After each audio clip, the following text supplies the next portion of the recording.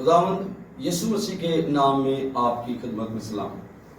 آج جس موضوع پر بات کرنا چاہتے ہیں وہ ہے سچی دعا، افیکٹو پریئر، جو ایسی دعا جو اثر کرتی ہے، مؤثر ہوتی ہے، جس کا جواب ملتا ہے، جو رک نہیں سکتی ہے، دعا جس کے اندر ایسی قوت پائی جائے کہ وہ واپس نہ آئے خالی، بلکہ آپ کو وہ برکت مل جائے جس کے لیے آپ دعا کریں۔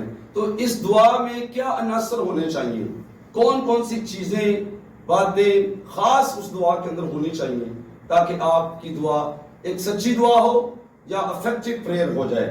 تو میں متی کی انجیل میں سے ایک حوالہ دیکھنے لگا ہوں، اس کا 19واں باب اور 26 آیت میں لکھا ہے، یسوع نے ان کی طرف دیکھ کر کہا کہ یہ آدمیوں سے تو نہیں ہو سکتا، لیکن خدا سے سب کچھ ہو سکتا ہے۔ خداوند یسوع مسیح نے یہ بات یہاں پر جو فرمائی کہ آدمیوں سے یہ نہیں ہو سکتا۔ کیا آدمیوں سے نہیں ہو سکتا؟ آدمی نجات نہیں دے سکتے، آدمی آپ کو زندگی نہیں دے سکتے، آپ دولت سے سب کچھ خرید سکتے ہیں، سب کچھ لے سکتے ہیں، لیکن بات یہاں پر ہو رہی تھی نجات کی۔ تو پطرس نے پوچھ لیا کہ خداوند پھر نجات کون پائے گا، کیونکہ سب نے تو گناہ کیا ہے، سب تیرے سامنے نجس ہیں، ناپاک ہیں، تو کیا ہوگا پھر، کس طرح نجات ملے گی؟ تو پھر یسوع نے فرمایا کہ یہ آدمیوں سے تو نہیں ہو سکتا مگر خدا سے ہو سکتا ہے، کیونکہ خدا سب کچھ کر سکتا ہے۔ اب ہم بات کرنے لگے تو دعا کی۔ سچی دعا کون سی ہے؟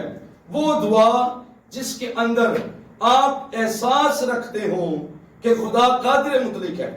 آپ جب دعا کرتے ہیں اپنی بیماری کے لیے، اپنی کمزوری کے لیے، اپنے حالات کے لیے یا اپنی مصیبت کے لیے، آپ اس سے پہلے کہ دعا کریں یہ یقین کر لیں کہ آپ جس سے دعا کرنے لگے ہیں وہ آپ کے حالات بدل سکتا ہے، وہ آپ کی بیماری کو ختم کر سکتا ہے، وہ آپ کے لیے معجزہ کر سکتا ہے، وہ آپ کو شفا دے سکتا ہے۔ جب بھی کسی نے اپنی زندگی کو محفوظ کیا ہے یا معجزہ حاصل کیا ہے، اس شخص کے اندر ایک ایمان تھا کہ خدا قادر مطلق ہے، وہ سب کچھ کر سکتا ہے۔ جب شیروں کی مان میں دانیل تھا تو اس کے اندر یہ پورا بھروسہ تھا دعا کرنے والے شخص کے اندر کہ خدا کر سکتا ہے، وہ مجھے بچا سکتا ہے، وہ شیروں کے منہ بھی بند کر سکتا ہے، اس لیے وہ بچ گیا تھا، اس نے زندگی پا لی تھی۔ ابراہیم جب اپنے بیٹے کو قربان کرنے جا رہا تھا تو اس کا یقین تھا کہ میرا بیٹا اگر میں ذبح کر کے آگ لگا کے جلا بھی دوں گا تو خدا اس کی راکھ سے پھر اسحاق کو پیدا کرے گا، یا بنائے گا یا اٹھا کھڑا کرے گا، کیونکہ خدا قادر مطلق ہے۔ آپ جب بھی دعا کریں پہلے کہیں میرا خدا قادر ہے، میری بیماری دور کر سکتا ہے، اور آپ اپنی بیماریوں سے کہیں کہ تیرا قد چھوٹا ہے، تیری طاقت بہت تھوڑی ہے، پر میرا خدا بہت بڑا ہے۔ آپ کے حالات، آپ کی مصیبتیں کتنی ہی زیادہ کیوں نہ ہوں، ہر شخص کو میں کہہ رہا ہوں، بہنوں بھائیوں کو کہہ رہا ہوں، دعا کرنے سے پہلے یہ احساس اپنے اندر لے لیں کہ خدا قادر مطلق ہے، کیونکہ یسوع نے کہا کہ جو آدمیوں سے نہیں ہو سکتا خدا کر سکتا ہے۔ جو آپ کے ڈاکٹر نہیں کر سکتے وہ آپ کا خدا کر سکتا ہے، جو آپ کے والدین نہیں کر سکتے وہ آپ کا خدا کر سکتا ہے، جو دنیا کے بہت بڑے پیر، فقیر، کاہن نہیں کر سکتے ہیں وہ خدا کر سکتا ہے، کیونکہ خدا کے بارے میں لکھا ہے کہ وہ سب کچھ کر سکتا ہے۔ اس کا مطلب ہے کہ وہ قادر مطلق ہے۔ میں اس کو زیادہ اس کی ڈیفینیشن نہیں کر رہا ہوں، لیکن شارٹلی بتا رہا ہوں کہ ایک مؤثر دعا کے اندر کون سے اجزاء کا ہونا بہت ضروری ہے۔ تو اس میں پہلی بات کہ خدا کے قادر مطلق ہونے کا احساس آپ کے اندر ہونا چاہیے۔ دوسری بات، کون سی دعا جو بالکل افیکٹو ہوتی ہے، جس دعا میں آپ کا یہ یقین ہو کہ خدا یہاں موجود ہے، خدا کی موجودگی کا اقرار، احساس اور ایمان آپ کے اندر ہو تو پھر آپ کی دعائیں سنی جائیں۔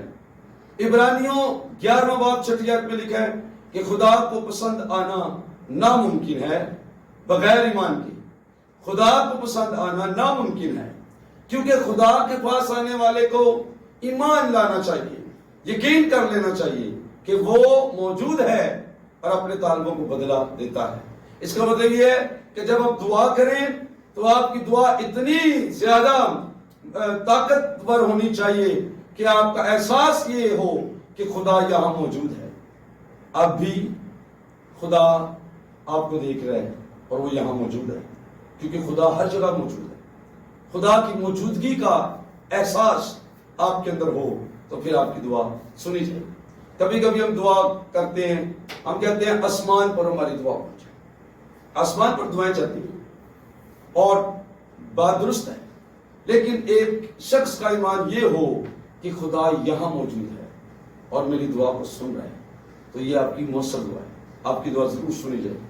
تیسری بات میں کہنے لگا ہوں کہ آپ کی دعا کے اندر دعا کے آغاز میں ایک لفظ رشتہ ہونا چاہیے، ٹائٹل ہونا چاہیے، وہ ہے کہ خدا ہمارا باپ ہے. یسوع نے جب دعا کرنا سکھایا تو پہلا کام یا پہلا سٹیپ یہ تھا، یسوع نے کہا جب تم دعا کرو تو کہنا اے ہمارے باپ، اے ہمارے باپ.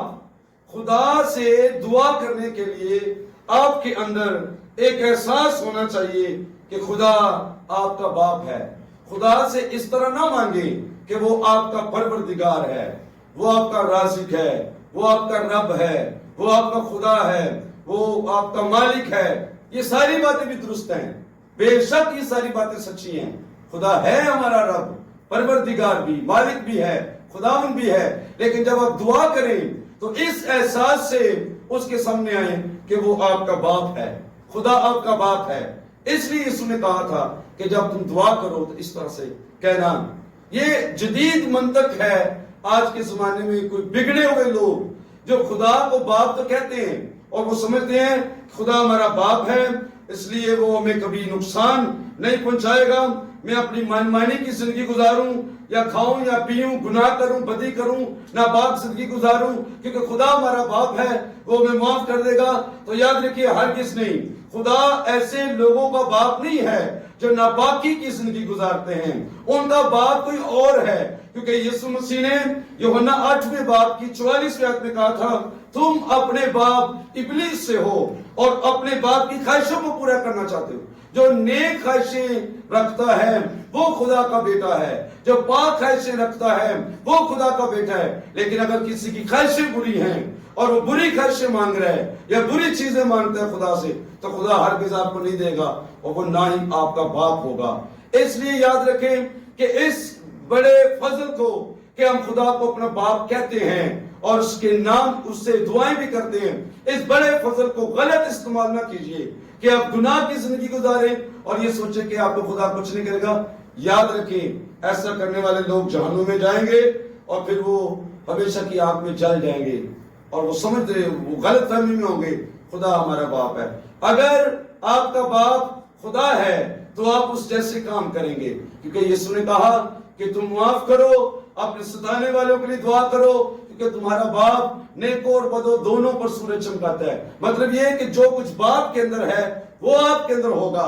اگر کوئی شخص اس رشتے کو مضبوط کر لے کہ خدا میرا باپ ہے اور اس کی زندگی بھی خدا کے بچوں کی طرح ہو، آپ کی دعائیں کبھی رک نہیں سکتی ہیں. خدا سے اس طرح مانگے کہ وہ آپ کا باپ ہے. اور باپ آپ کی یہ ہو نہیں سکتا کہ ایک بچہ باپ سے کچھ مانگے اور وہ اپنے بیٹے کو نہ دے یا اس کا جواب وہ نہ دے. خدا ضرور کمیون کرتا ہے، خدا ضرور بات کرتا ہے، خدا ضرور ہمیں جواب دیتا ہے. اور ایک مؤثر دعا کے اندر جو آخری بات میں بتانے لگا ہوں وہ یہ ہے کہ آپ جب بھی دعا کریں خداوند یسوع مسیح کے نام سے کریں. یسوع مسیح کے نام سے جو دعائیں کی جاتی ہیں وہ سنی جاتی ہیں. یوحنا کی انجیل میں سے ایک حوالہ پڑھنے لگے، 16واں باب. یوحنا کی انجیل میں 16واں باب ہے اور اس کی 23ویں آیت. ہم اس کو پڑھ کے دیکھتے ہیں. خداوند یسوع مسیح نے بتایا کہ کیوں آپ کی دعائیں سنی نہیں جاتی. 23ویں آیت میں لکھا ہے اس دن تم مجھ سے کچھ نہ پوچھو گے، میں تم سے سچ کہتا ہوں اگر باپ سے کچھ مانگو گے تو وہ میرے نام سے تم کو دے گا. اب تک تم نے میرے نام سے کچھ نہیں مانگا. میرے نام سے کچھ نہیں مانگا یعنی میرے نام وچ کچھ نہیں مانگیا، میرے نام میں کچھ نہیں مانگا. اگر اب تک تم نے میرے نام سے کچھ نہیں مانگا، مانگو تو پاؤ گے تاکہ تمہاری خوشی پوری ہو جائے. تو عزیزو میں نے کبھی سنا کئی دفعہ کہ لوگ بہت لمبی لمبی دعائیں کرتے ہیں، بہت لمبی لمبی دعائیں کرتے ہیں، لیکن آخر میں یہ نہیں کہتے کہ ہم خداوند یسوع مسیح کے نام سے مانگتے ہیں، بس ایک دم کہہ دیں گے دعا کر دیں آمین۔ تو ایسے دعا نہ کریں۔ آپ کی دعا جو سنی جائے گی اس میں ضروری بات یہ ہے کہ آپ خداوند یسوع مسیح کے نام سے دعا کریں، آغاز کریں دعا کا خدا باپ کے نام سے، اور دعا کا آخر کریں یسوع مسیح کے نام سے۔ یہ ایک مؤثر دعا ہے، اور میں ایمان رکھتا ہوں کہ آپ کی ہر جائز دعا اس کلیے کے مطابق ضرور سنی جائے گی۔ یہ ہو نہیں سکتا کہ نہ سنی جائے۔ خداوند توفیق دے کہ آپ مؤثر دعائیں کرنے والے بن جائیں۔ خداوند آپ کو اس کے وسیلے سے برکت عطا فرمائے۔ شکریہ۔